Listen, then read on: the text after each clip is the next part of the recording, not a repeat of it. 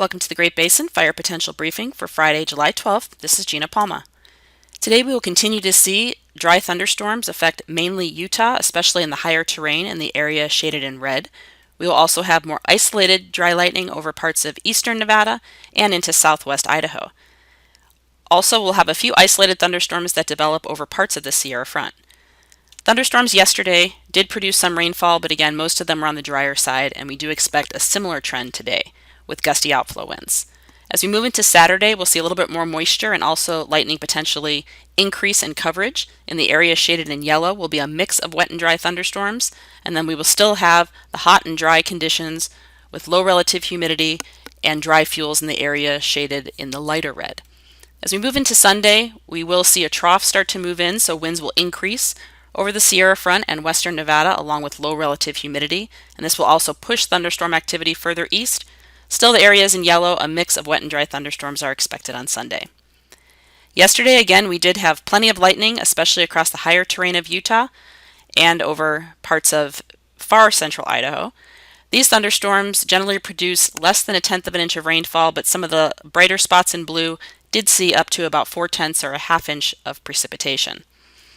We did have quite a few new fire starts from the lightning yesterday, several new large fires in Utah. And again, we are expecting similar lightning today. Some areas may see a little bit less than what we saw yesterday depending on cloud cover, but again, still expecting an increase in fire potential. Over the last 2 to 4 weeks, we've seen very dry conditions, especially across Nevada into parts of the Arizona Strip and into southwest Idaho. Only areas over the eastern and northern half of the Great Basin have really seen any decent precipitation over the last 2 to 4 weeks, but this is still below normal for the time of year.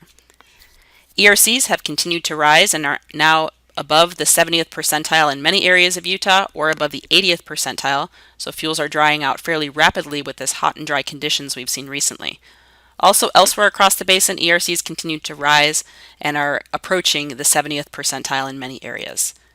10-hour fuel moistures are still very low across Nevada and Utah, with the exception of some areas that got a little bit of precipitation yesterday with the thunderstorms. Looking at our ERC charts, you can see how rapidly the ERCs have gone up.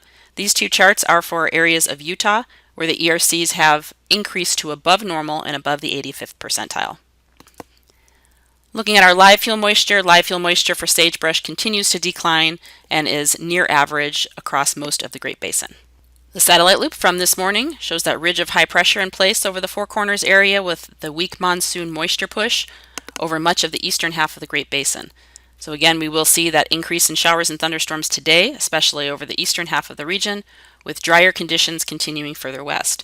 Yesterday, we did have a couple of buildups along parts of the Sierra Front, which didn't really produce any lightning. However, today there's a better chance of some isolated thunderstorms over western Nevada. Again, as we move through today, we are expecting that increase again in dry lightning, especially across Utah.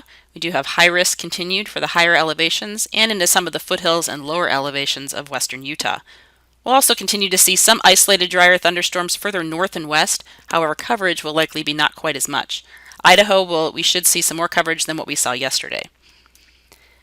Looking at the overall thunderstorm picture, you can see where those thunderstorms are expected in the image on the left, especially in the higher terrain. And winds today will generally be light across the region with the exception of gusty outflow winds near thunderstorms. As we move into Saturday, very similar conditions, maybe an increase in coverage of lightning over the eastern half of the Great Basin. We do not have any high risk as we should see a little bit more moisture, and this will be the third day of thunderstorms in Utah, so certainly higher humidity will exist, so we may see some PSAs transitioning to a lower fire potential. However, there will still be plenty of lightning on Saturday, so we will continue to see new fire starts. Again, looking at the picture of the overall weather, generally across Idaho and the eastern half of the Great Basin is where we will see those mix of showers and thunderstorms. And winds will start increasing over parts of central Idaho and far northwest Nevada, but still with gusts generally below 30 miles per hour on Saturday. On Sunday, we see drier air with a trough of low pressure pushing into the western side of the Great Basin. This will allow winds to increase with drier conditions and also push some of that thunderstorm activity further east. We do not have any high risk on Sunday, but we will be monitoring the western side of the Great Basin for an increase in winds with dry conditions, so we may see some high risk for those conditions. Looking at the overall picture on Sunday, relative humidity drops into the single digits to teens across all of Nevada and does start to decrease across Utah. You can see the image on the right, how those winds really start to increase, especially from Idaho down into northern and western Nevada. So again, we will monitor that. The most critical area would be out across Nevada where the relative humidity is much lower. Looking at our 3-day forecast amounts for precipitation, obviously tied to thunderstorm activity, will be fairly spotty with any of the heavier amounts of rainfall, but the greater likelihood of more wetting rains would extend into Saturday and into the far east on Sunday. Looking into early next week, we will see drier conditions as that trough moves across, push across most of the Great Basin. The only areas that may hang on to some isolated lightning would be the far eastern side of Utah, maybe parts of Wyoming and eastern Idaho. But no high risk, as we should be decreasing coverage. Similar conditions on Tuesday, and as we go into Wednesday and Thursday, again, that drier pattern with generally breezy winds across the Great Basin, and then still possibly some moisture lingering around the Four Corners area would be the best potential. So we may see a return of that lightning or an increase in lightning as we get towards the middle of next week for eastern Utah. The 7-day total precipitation looks very similar to the 3-day, again, mostly tied to the thunderstorms over the next few days. And looking at the 8 to 14-day outlook, still warm conditions and below normal precipitation. Again, this weak push of the monsoon this week is very temporary, and we will see that return to drier conditions, which again is unusual for the time of year.